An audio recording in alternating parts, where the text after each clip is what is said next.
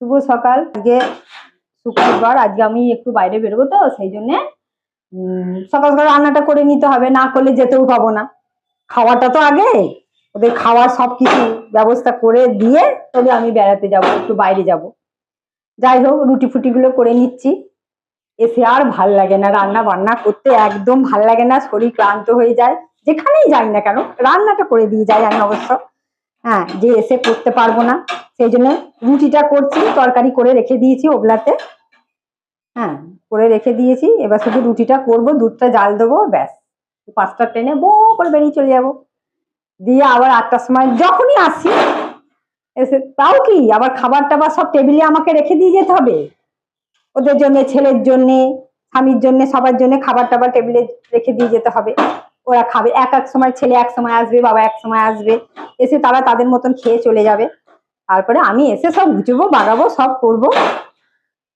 আমি এসে যখন পারবো একটু চা ফা খেলাম, আর কিছু খেতে ভাল লাগবে না, একবারে রাত্রে রুটি খেয়ে নিলাম, রাত্রে বেলা। এই আমার ডিউটি। আপনারা সব কেমন আছেন জানাবেন। আজকে একটা জিনিসের সাথে আমাদের পরিচয় করাবো, এই বটিটা। এই বটিটা হচ্ছে মানে আপনারা অনেকেই জানেন, অনেকের বাড়িতেই আছে, তবু আমি একবার বলে দিলাম আমার আছে। এই বটিটা আমার হাঁটুতে ব্যথা হয়, নিচে বসতে পারি না, তার জন্য ওর বাবা করে দিয়েছে এরকম। দাঁড়িয়ে দাঁড়িয়ে আমি এগুলো সব কাটি। এই যে এইটা এর ভেতরে ঢুকিয়ে দিলাম, দিয়ে এটা সেট হয়ে গেল, দিয়ে এখানে বসে বসে আমি সব কাটবো। আর একটা কথা, আজকে আবার আমার ছেলের জিমের ফিস্টি আছে। সেই ফিস্টির জন্য বলেছে, মা তুমি মাংস হবে, আমাদের সব মশলাপাতি করে দেবে।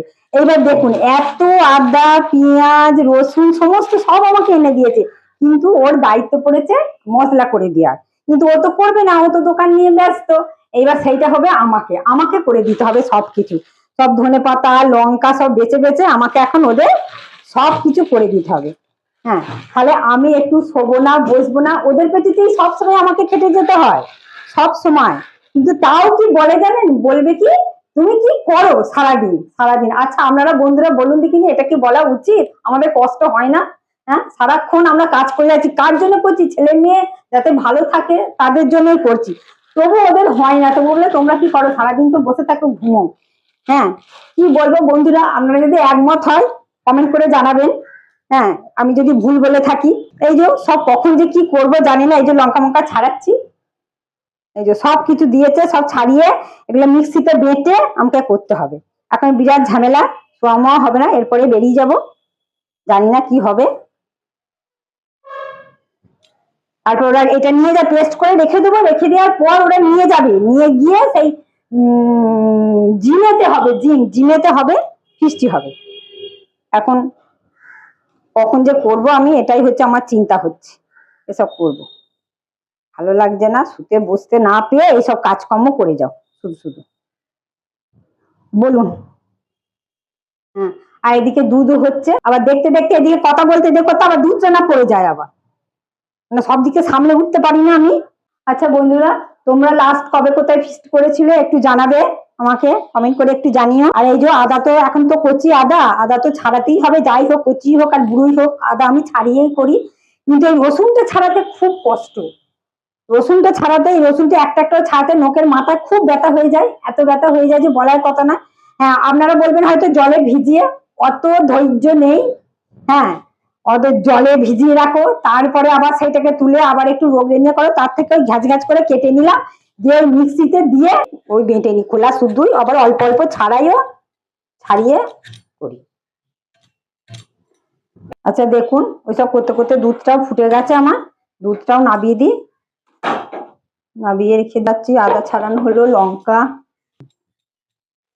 আমার যদি কোথাও তাড়াতাড়ি যাবার সময় যেতে হয়, আমি মশলাপাতি সমস্ত সব করে রেখে দিই।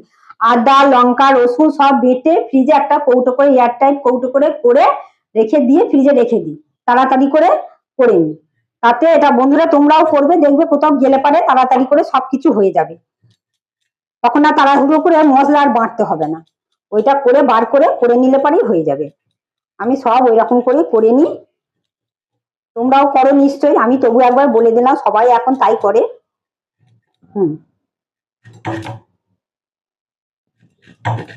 অনেকেই ছুরিতে করে, আমি ছুরিতে করতে পারি না, কাটতে পারি না। আমার বটি সুবিধে, বটিতেই আমি করি, তবে পিলার দিয়ে আলু কাটা এ কাটা আমি পারি না, আমার বটিতে সুবিধে, বটিতেই আমি কাটি, আমার বটিতেই সুবিধে হয়। তারপরে এবার যদি নাতি আসে, সেও একটা ঝামেলা, নাতি এলে তো নাতির সাথে সব সময় ঘুরতে হয়। হ্যাঁ, রান্না বান্না করতে দেবে না, তাকে নিয়ে এখানে চলো ওখানে চলো ছাদে চলো, হ্যাঁ সব কিছু করা, সে এক ঝামেলা থাকে। এই নাতি সব পুজোর সময় সব ঘুরে টুরে গেছে, হ্যাঁ সব ঘুরে গেছে, এখন আর নাতির নিয়ে কোনো ঝামেলা নেই, এই সব গেল, আর আসবে না এখন।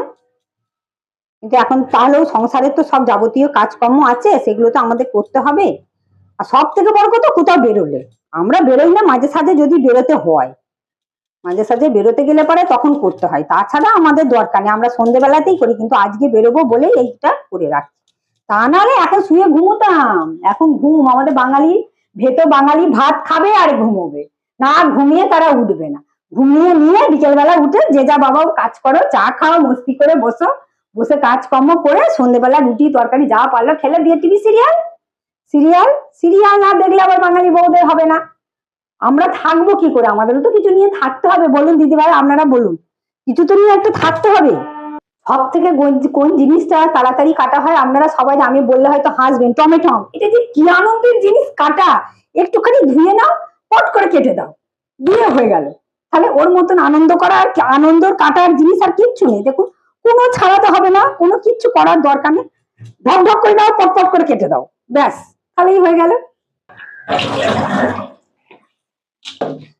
আমার এই ছোট ছোট ঝুড়িগুলো আমি চারিদিকে এগুলো কিনে রেখেছি, এগুলো মেলা তলাতেই পাওয়া যায়, আমার অত ভালো ভালো জিনিস নেই, যেটুকু আছে এই ছোটখাটো জিনিস, এইগুলো অনেক রকম জিনিস আমি কাটি তোমার টুকটাক একটু আধটু জিনিস সব আমি এখানে পূর্ণ কাটা সব কাটি। আর টমেটো গুলো দেখুন কত সুন্দর ভাবে কাটা হয়, মানে এর সব থেকে ভালো খোলা ছাড়াতে হয় না, বসে বসে খোলা ছাড়াতে হয়, এর থেকে আনন্দের জিনিস আর কিছু নেই, এগুলো খোলা ছাড়াতে হয়, সব থেকে ভালো জিনিস খোলা না ছাড়িয়ে কাটা। আপনারা বলবেন যে হ্যাঁ এগুলো আবার বলার কথা না, দিদি ভাই এগুলো বলার কথা নয়, তবু একটু বলছি, একটু আনন্দ হচ্ছে কাটতে, যেগুলো ছাড়াতে হয় না। হ্যাঁ, আর সব থেকে বড় কষ্ট হচ্ছে রসুন আর পেঁয়াজ, পেঁয়াজ তো কাঁদিয়ে ছাড়বে, ও এমন এক মহামারী জিনিস, তুমি যতই জলে রাখো, যতই মাথাতে বেঁধে রাখো একটা, যতই করে রাখো, কিন্তু কাঁদতে তোমাকে হবে, তুমি যত ভালো মুডেই থাকো আর যত খারাপ মুডেই থাকো, কাঁদতে তোমাকে হবে, এ এমন এক জিনিস তোমাকে কাঁদিয়ে থাকবো, ভালো মুড থাকলে তুমি পেঁয়াজ কাটো, তোমাকে কাঁদিয়ে চোখে জলে নাকে জলে করে দেবে একবারে, এ এমন জিনিস যতই করে রাখো, যদি বলে যে জলে দিলেও চোখে জল বেরোয় না, না তাও বেরোবে, হয়তো কম বেশি।